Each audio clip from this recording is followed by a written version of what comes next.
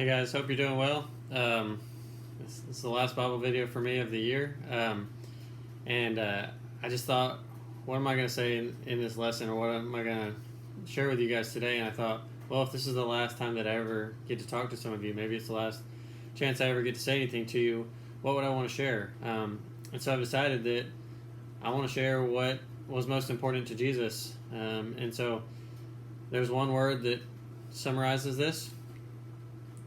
That word is love. When I think about what was important to Jesus, I think about there's a story in the Bible where Jesus has just silenced the Sadducees, and so then the Pharisees come up to him and they try to test Jesus, and they ask him. I'll read it for you in Matthew chapter 22, starting in verse 35. One of the Pharisees comes up to Jesus and says, "Teacher, which is the greatest commandment in the law?" And Jesus replies, "Love the Lord your God with all your heart and all your soul and all your mind. This is the first and greatest commandment. And the second is like it, love your neighbor as yourself." And so you probably heard those verses before, but Jesus says, after saying love your neighbor as yourself, he says, all the law and the prophets hang on these two commandments.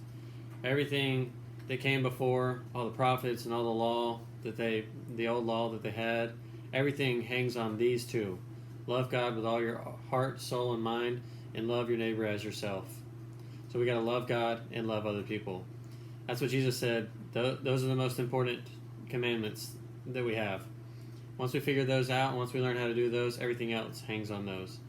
And so if Jesus preached anything, he preached to love God and love other people.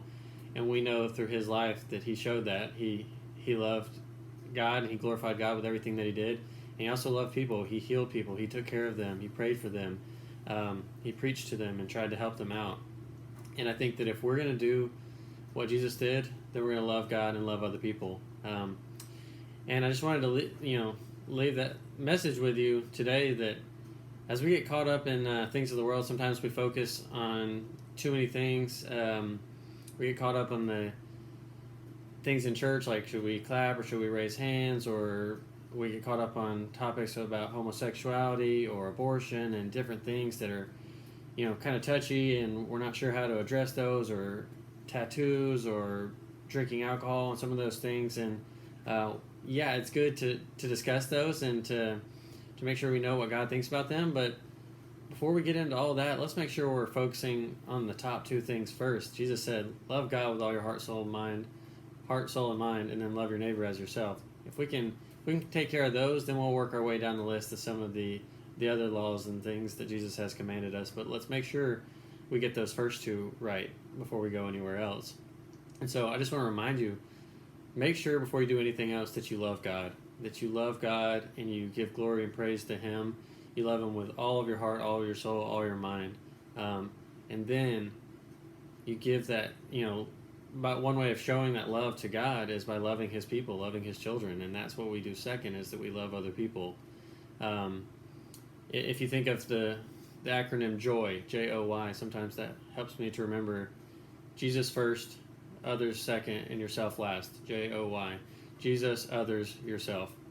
And so put God first, put others second, and then worry about yourself after that. But love God and then love other people. And when I think about what it means to love other people, I just think in our world, there are so many people that always need stuff. Someone today messaged me on Instagram and said, my mom passed away. And right now, that person needs prayers. That person needs someone to be in their life, that they need a shoulder to cry on. They need somebody to be there for them. And they need us to mourn with those who mourn. Sometimes it's a parent who is really struggling, or you may have a friend who's going through a divorce, or someone who's just lost a loved one and they're in a really difficult season right now, or somebody who's depressed and this quarantine or this isolation is really hurting them, and it's really causing them to struggle right now because they need people and they're missing those connections. People are always in need, guys. You know that, but I'm just reminding us that people are always in need, and there are always opportunities for us to show love to people. We can look around and mow the yard for our neighbor. We can give a care package to somebody who's in need. We can go check on some elderly, maybe somebody from your church or somebody in your neighborhood that can't get out. Go get groceries for them. Or bake them a cake or write them a note. Letters and cards go a long way. Send somebody something in the mail, and just make their day when they get that. There's so many different ways that we can show love to people, and I think we'll always have opportunities to do those, and let's make sure that we're doing that before we do anything else.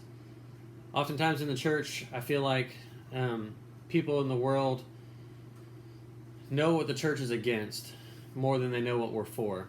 What I mean by that is sometimes we argue about things, and we tell people that they shouldn't be doing something, and we're judgmental about, well, they shouldn't be drinking, or they shouldn't be smoking, or they shouldn't be cussing, or they shouldn't be watching those videos, or doing, XYZ, fill in the blank. And so people know what we're against, but do they know what we're for? Do they know that we love other people? Do they know that we want to take care of the widows and the elderly and the sick and people who are hurting? Do they know that we're going to visit people at the hospital? Do they know that we genuinely want to help people out because we want to extend God's love to them and show them the love that we've received by God, so that it can point them closer to God? Do people know what we're for, or do they just know what we're against? I think if we're out there loving people all the time, people are going to know, okay, I know some Christians in my life, and they are amazing at loving other people, and they're amazing at giving their devotion and their time and their efforts to others. I pray that that's something that people can say about you, and that they can say about me, is that they know that we love, and they know what we're for. Jesus told us that we should love God and love other people before anything else. And if we're doing that, then the world will see that and have a good reflection of Jesus, and be able to see what he's like, and be able to see how great our God is because of that. So when I read from Matthew 22, it reminded me of the story of the Good Samaritan, and many of you probably know that, but that story of the guy who's walking down the street and he gets robbed and beat up, and they leave him halfway dead, and the priest walks by on the other side of the road and just passes him, and then a Levite comes by and passes him as well, and then there's a Samaritan who comes up, and it's the Good Samaritan who stops and takes care of him. It says that he had pity on him, or had mercy on him, and that he takes care of the person who had been beat up, and he bandages him up, and gives him money to the innkeeper, takes him to an inn, and says, take care of him, and if there's any other charges or expenses, I'll come back and I'll pay for those, but just take care of him, love him. And that's the story that Jesus uses to say that's an example of a Good Samaritan. That's how we love our neighbor.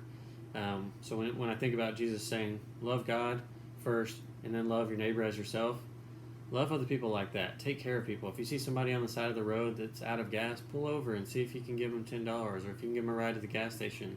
If you know somebody in your life is hurting, or is depressed right now, or is really struggling in life, pray for them. Be there. Go hang out with them. Send them something in the mail. Like I said, there's so many ways for us to get creative and reach out to them.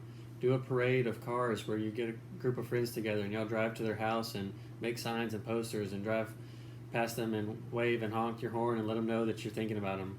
There's so many ways that we can love other people, and I pray that we're doing that. And the last thing I would share, the first things were love God, love other people. That's often referred to as the greatest commandments. And then the last thing I want to share with you today is the Great Commission.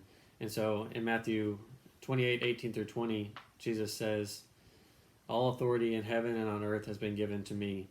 Therefore go and make disciples of all nations, baptizing them in the name of the Father and of the Son and of the Holy Spirit, and teaching them to obey all that I have commanded you. And surely I will be with you to the very end of the age. He said he will always be with us. And so Jesus is saying, one way that you can go and love other people is to go into all the world and make disciples of all nations, and baptize them in the name of the Father and Son and the Holy Spirit, and then teach them to obey all that I've commanded you. And then Jesus reminds us that he'll be with us the whole time.